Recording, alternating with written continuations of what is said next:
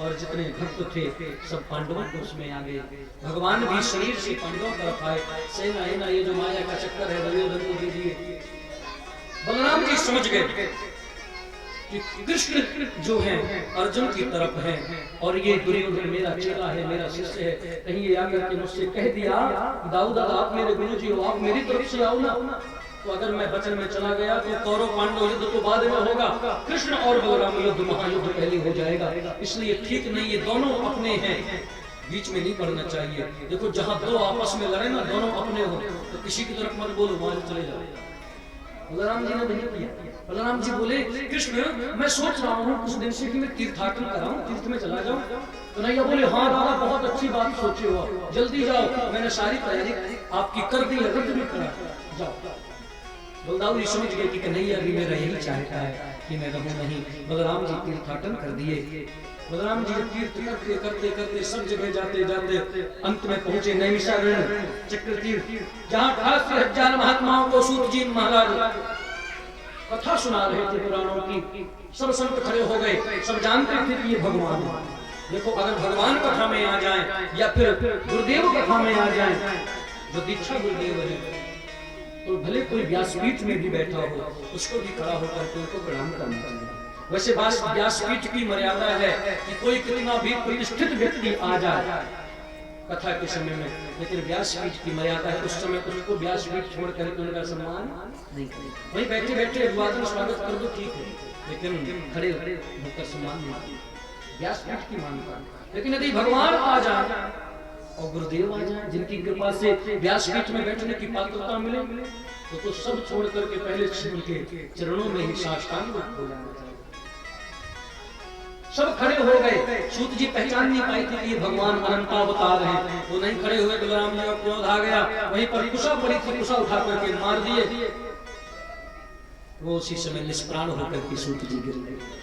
संतों ने कहा प्रभु बड़ा अनर्थ हो गया, हमने इन सूत जी को आशीर्वाद दिया था कि आपकी आयु दीर्घायु होगी, ताकि आप हमको हजारों वर्ष तक यह अनुष्ठान पूर्ण करा करके समस्त पुराणों की कथा सुना पाए। अब हमारा अनुष्ठान पूर्ण कैसे हो? बलराम जी ने कहा चिंता मत करो, आत्मा वही जायते पुत्रः, पिता का ही हंसी पुत्र में होता है। इनका नाम रोमहर्षण के पुत्र थे उग्रश्रवा, मैं उनको वही पात्रता वो योग्यता देता हूँ, ये तुमको कथा सुनाएंगे। संतों ने कहा सरकार जब आप आए हो तो इस समय हमारे यहाँ 2 राक्षस हैं, इलवलस्य सुतो घोरो बलबलो, इलवल बिलवल इनका नाश करो, ये लोग हमको कथा नहीं सुनने देते। बलराम जी ने इलवल और बलबल 2 राक्षस थे, इन दोनों का वध किया है, संतों को सुख दिया है, प्रसन्न किए हैं। इधर महाभारत पूर्ण हो गई और बलराम जी आप जानते हैं जब अंत में आए देखे कि दुर्योधन करा रहा है, जंघा टूटी है। बलदाऊ जी को कष्ट हुआ कि भीम तुमने यह गदा युद्ध का अपमान किया। गदा युद्ध का नियम है कि कमर से ऊपर प्रहार हो, नीचे नहीं हो, तुमने नीचे किया है। बलराम जी को देखते हुए भगवान ने समझाया कि आपका धर्म आपकी नीति तब कहाँ गई थी, तब कहाँ गई थी जब भरी सभा में पुत्र वधू द्रौपदी को निर्वस्त्र करने की चेष्टा इस नीच ने की थी, और तब भीम ने प्रतिज्ञा ली थी कि मैं तुम्हारे चढ़ाओं को तोड़ूंगा। तो क्या शक्ति की प्रतिज्ञा पूरी नहीं होनी चाहिए? तब आपका नीति कहाँ गया था जब एक केवल निशस्त्र अभिमन्यु को इतने बड़े बड़े रथियों ने घेर करके अकेले मारा, तब धर्म कहाँ था? सखे साठम समाचरित, सठ के साथ में शिक्षा का व्यवहार ही ठीक होता है।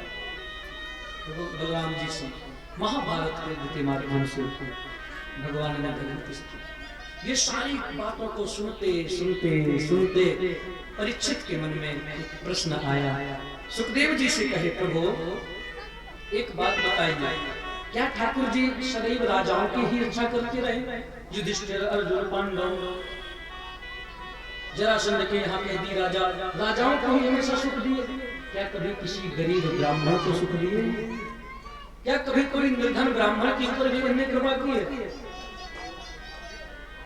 तब यही इसी प्रश्न का उत्तर देते हुए श्री सुखदेव जी ने राजा परीक्षित को सुदामा चरित्र सुनाया।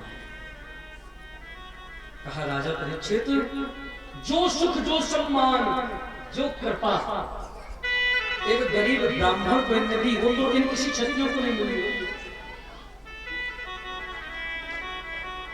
भगवान ने सिद्ध कर दिया कि भले तुम राजा हो ना हो, गरीब हो, भले तुम धनवान ना हो, समाज में मान प्रतिष्ठा ना हो, लेकिन अगर वो अभी मैंने कहा न जाने कौन से गुण पर दया निधि। और ये जो सुदामा के अंदर जो गुण है ना, इसमें भगवान केवल रीझते नहीं है, बिक जाते हैं। वो कौन सा गुण है जानते हैं? निष्काम भक्ति। वो कौन सा गुण है? निष्काम। कोई चाहे नहीं, प्रभु से केवल प्रभु की प्रसन्नता। जय ही विधि प्रभु प्रसन्न मन होई। गोस्वामी जी कहते हैं करुणा सागर कीजिए सोई। जिसमें आपने प्रसन्नता हो आप करो। आप चाहते हो कि मैं गरीब रहकर जीवन निर्वाह करूं, ठीक है, ये सुदामा जी के अंदर। राजा परीक्षित को जब सुदामा जी का चरित्र सुखदेव जी सुना रहे, ये सुदामा कौन है? ये सुदामा भगवान के सखा, गुरुकुल में इनकी मित्रता हुई थी। देखो सखा का केवल अर्थ इतना नहीं कि सह खादती सह खेलती सह सखा, जो साथ में खेला खाया हो सो सखा, नहीं, एक और अर्थ है समानाख्यातिर्यस्य सखा, जिसकी ख्याति समान हो। देखो मित्रता कब होती है? जब बराबरी में मित्रता जमती है ना, जितना हमारा यश होगा उतना इसका यश है, तब ज्यादा मित्रता बढ़ती है। समानाख्याति। कोई कहो कि नारायण भगवान की समानता क्या सुदामा जी से थी? हाँ भैया थी। ये निष्काम भक्ति थी। भगवान मैंने कहा निष्काम भक्ति में बिक जाती है, और ये साधारण ब्राह्मण नहीं थे। सुखदेव जी ने इनका परिचय बताते हुए प्रथम श्लोक में लिखा, बड़ा सुंदर श्लोक किस भाव है, ध्यान दे के शांति के साथ सुनिएगा। और यह नगर तो महाराज भक्तों का नगर है, अनेक ब्राह्मण देवताओं का और अच्छे भक्त ब्राह्मणों का क्षेत्र है। ऐसा हमको आदरणीय कल मार्ग में हमारे पिता जी ने बताया। ये क्षेत्र ऐसे ब्राह्मण का नहीं, कैसे? एक और था ना ब्राह्मण जिसका मैंने कथा सुनाई थी, कान्य कुब्जः, कन्नौर क्षेत्र का आतताई दुष्ट ब्राह्मण था, नाम था अजामिल। वो भी काफी कब्ज ब्राह्मण था, वो भी दुष्ट था। ये ऐसे चलिए अच्छे भक्त थे। तब तो यहाँ कथाएं होती हैं। सुदामा जी कैसे हैं सुनो। कृष्णस्यासीत् सखा कश्चित् ब्राह्मणो ब्रह्मविद्तमः विरक्त इंद्रियार्थेषु प्रशांतात्मा जितेंद्रियः। कृष्ण के सखा थे, सखा समान ख्याति प्राप्त किए थे। कौन? देखो समान ख्याति कौन प्राप्त? एक एक शब्द देना, मैं संकेत में सूत्रात्मक दृष्टि से समझाने का प्रयास करूंगा, जो गुरुदेव कृपा से इसके भाव है। समान ख्याति कैसे हो गई? समान ख्याति भगवान एक ब्राह्मण भगवान के बराबर क्यों? ब्राह्मण को देवता क्यों कहते हैं? भूसुर क्यों कहते हैं? पृथ्वी का देवता क्यों कहते हैं? ध्यान देना, सारी लक्षणों को यहाँ प्रकट कर दिया वेद व्यास ने। ये ब्राह्मण जो है ब्रह्मविद्तमः ब्राह्मण, ब्राह्मणो ब्रह्मविद्तमः। ब्रह्मविद्तमः ब्राह्मण कौन है? जो ब्रह्म को जाने, ब्रह्म को जो जाने वही ब्रह्मविद्तमः। ब्रह्मम जानाति इति ब्राह्मण, ब्रह्म को जाने से ब्राह्मण। अगर हमारे भीतर ब्रह्म को प्राप्ति की जिज्ञासा भी न हो, जानना तो बहुत दूर, तो सोचो हम ब्राह्मण होते भी दुर्भागी हैं, अभागी हैं। शांति से बैठना मत, देखो पीछे कितने आई है कथा सुनने और लगा है दरबार।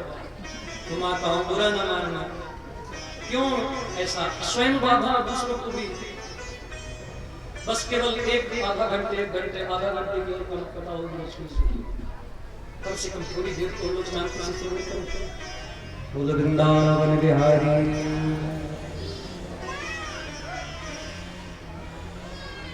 कृष्णस्यासीत् सखा कश्चित् ब्राह्मणो ब्रह्मविद्तमः। आइए बिल्कुल कथा में बताते हैं। ये ब्रह्मविद्तमः है, एक ब्रह्मविद्तर होते हैं, ब्रह्मविद होते हैं। न ये ब्रह्मविद न ब्रह्मविद्तर, ये ब्रह्मविद्तमः हो चुकी है। ब्रह्मविद्तर देखो केवल ब्रह्मविद हो जाओ ना, इतने में भगवान की प्राप्ति हो जाती है। बहुत ध्यान से सुनना, ये कथा आपको बहुत जल्दी नहीं मिलेगी। मैं वेदांत का सार सुना रहा हूं आपको गुरु कृपा से। ब्रह्मविद, ब्रह्मविद्तर, ब्रह्मविद्तम, तीन होते हैं ब्राह्मणों के स्वरूप। तो ब्रह्मविद यानी विद माने ज्ञान, जान लेना, विद माने जान, जिसने ब्रह्म को जान लिया हो ऐसा ब्राह्मण। और केवल पहली सीढ़ी ही चढ़ने पर वो ब्राह्मण भगवान के समान हो जाएगा। ये मैं नहीं कहता, वेदों ने कहा है ब्रह्मविद ब्रह्मैव भवति, ब्रह्म को जानने वाला ब्रह्म के बराबर ब्रह्म ही हो जाता है। इसी का प्रमाण है आदि शंकराचार्य ने कहा ना, सोहम शिवोहम, इस रूप में प्रतिष्ठित हुए। ये कौन है? ब्रह्मविद है, उन्होंने ब्रह्म को जान लिया। इसलिए ये कहते हैं कि जो वो है सो अहम, सो मैं। शिवोहम शिव है परमात्मा, क्यों? जानने पर ज्ञान। और सुदामा जी तो इससे काफी ऊंचे हैं, ब्रह्मविद ब्रह्मविद्तर नहीं, ब्रह्मविद्तमः है। ये ऊंची इनकी स्थिति है। ऊंची ना होती तो क्या भगवान इनको समान अपने बराबरी में ना बैठाते? नहीं, अपना नीचे बैठ गए चरणों में, और सुदामा जी के चरणों को धुल करके चरणों में पीने लगे। ये जानते हैं कि मुझसे भी ऊंचे हैं। ये ब्रह्म क्यों आया है, ब्रह्म का हेतु क्या है? सारे कारणों को, सारे तथ्यों को, सारे रहस्यों को भी इन्होंने पार कर लिया, जान लिया। बहुत ऊंची स्थिति सुदामा जी। इसीलिए अगर हम ब्राह्मण हैं ना, तो मैं प्रार्थना